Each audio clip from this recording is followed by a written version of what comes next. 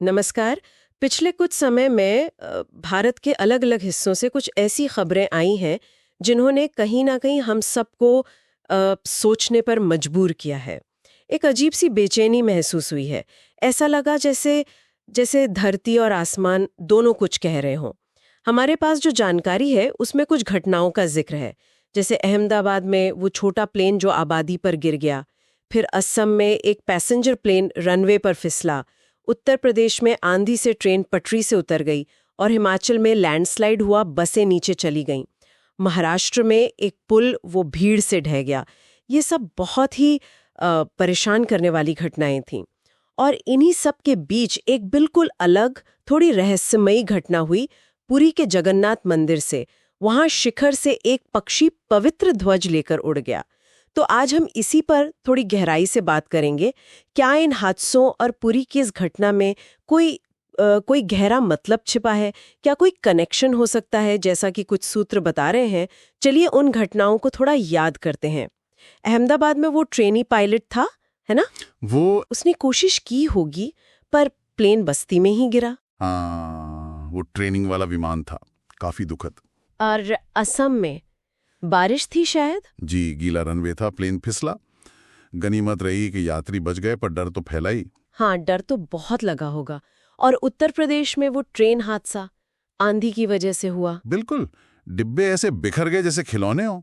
अंधेरा, चीख पुकार, बहुत भयानक मंजर रहा होगा। और हिमाचल वाला तो मतलब पूरा पहाड़ ही सड़क और बसों को निगल गया। प्राकृतिक आपदा का वो रूप बहुत डरावना था। और फिर महाराष्ट्र में वो पुल। हाँ, वो पुल जिस पर शायद क्षमता से ज्यादा लोग थे और वो ढह गया। जी, तो ये सारी घटनाएं देखिए, अलग अलग जगह, कारण भी अलग अलग। कहीं कोई तकनीकी खराबी, कहीं मौसम की मार, कहीं प्रकृति का प्रकोप, तो कहीं शायद इंसानी चूक या ढांचे की कमजोरी। हाँ, वजह अलग थी, लेकिन नतीजा लगभग एक जैसा। त्रासदी, नुकसान और एक समाज में फैला डर और असुरक्षा का माहौल। सही कहा। ऐसा लगा जैसे कुछ भी स्थिर नहीं है, सब कितना नाजुक है। बिल्कुल, जमीन पैरों तले से खिसकने वाला एहसास। और इसी माहौल के बीच पुरी में वो घटना हो जाती है। अप्रैल 2025 की बात है ना? जी, अप्रैल 2025, शाम का वक्त था, आरती का समय। जगन्नाथ मंदिर के शिखर पर हाँ। एक बहुत बड़ा पक्षी आया। कई लोगों ने कहा कि वो गरुड़ जैसा लग रहा था। अच्छा। वो पक्षी आया, शिखर पर जो ध्वज लगा होता है, पतित पावन ध्वज, उसे अपनी चोंच में लिया। फिर उसने शिखर के 3 चक्कर लगाए और ध्वज लेकर उड़ गया। सच में ध्वज लेकर उड़ गया? लोगों ने क्या किया? लोग तो हैरान रह गए, कुछ रोने लगे, बहुतों ने हाथ जोड़ लिए। उसे एक बहुत बड़ा संकेत माना गया। असाधारण घटना थी ये। तो यहीं पर वो सवाल उठता है जिसके बारे में सूत्र बात कर रहे हैं। बिल्कुल, कि क्या ये सब कुछ, ये सारे हादसे और मंदिर से इस तरह ध्वज का जाना, क्या ये सिर्फ इत्तेफाक हैं? या इनमें कोई गहरा पैटर्न है, कोई संदेश छिपा है? हाँ, सूत्र इसे एक तरह से आईने की तरह देख रहे हैं कि शायद ये घटनाएं हमें हमारा ही अक्स दिखा रही हैं। हमारी स्थिति, हमारी प्राथमिकताएं, हमारी कमजोरियां।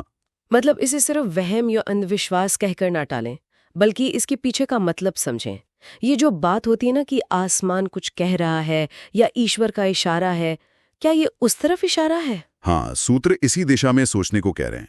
वो कहते हैं कि सोचिए, एक पवित्र ध्वज, उसका इस तरह उड़ जाना, ये अपने आप में एक सवाल नहीं है कि क्या हम उन चीजों की हिफाजत कर पा रहे हैं जिन्हें हम पवित्र मानते हैं? चाहे वो मंदिर का ध्वज हो या इंसान की जान हो या प्रकृति का संतुलन। ये सवाल उठता है, क्या हम उन चेतावनियों पर ध्यान दे रहे हैं जो शायद इन हादसों में छिपी हैं, या उस पक्षी की उड़ान में? तो ये सिर्फ अलग अलग दुर्घटनाएं नहीं है। सूत्र कह रहे हैं कि ये शायद बिखरे हुए संकेत हैं जिन्हें जोड़कर देखने की जरूरत है। जैसे वो पुल टूटा या ट्रेन पटरी से उतरी, ये सिर्फ हादसा नहीं, बल्कि शायद कोई अनदेखी चेतावनी थी। सूत्र इसी संभावना पर गौर करने को कह रहे हैं। इसे एक मौके की तरह देखने को कह रहे हैं, अपनी जिम्मेदारी समझने का, ज्यादा जागरूक होने का। सवाल यह है कि हम सिर्फ रिएक्ट कर रहे हैं हादसों पर, ये वाकई कुछ सबक ले रहे हैं? क्या हम संकेतों को पढ़ रहे हैं या बस उन्हें अनदेखा कर रहे हैं? हाँ, बिल्कुल। तो फिर अहमदाबाद, असम, यूपी, हिमाचल, महाराष्ट्र की वो त्रासदियां, और फिर पूरी में ध्वज का वो उड़ जाना, ये सब मिलकर हमें एक ही सवाल के सामने ला खड़ा करते हैं ना, कि हम सिर्फ देख रहे हैं या समझ भी रहे हैं। कहीं हम बस अगली घटना का इंतजार तो नहीं कर रहे हैं? देखिए, सूत्रों का जो निष्कर्ष है वो बहुत साफ है। वो कहते हैं कि सिर्फ दुख जताना या शोक मनाना काफी नहीं है, ये वक्त जागने का है। जागने का? किस तरह से?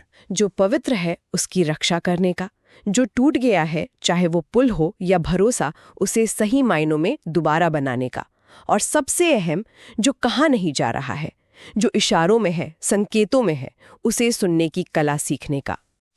ये सिर्फ मरम्मत की बात नहीं है, ये सोचने के तरीके में बदलाव, गहरे बदलाव का बुलावा है।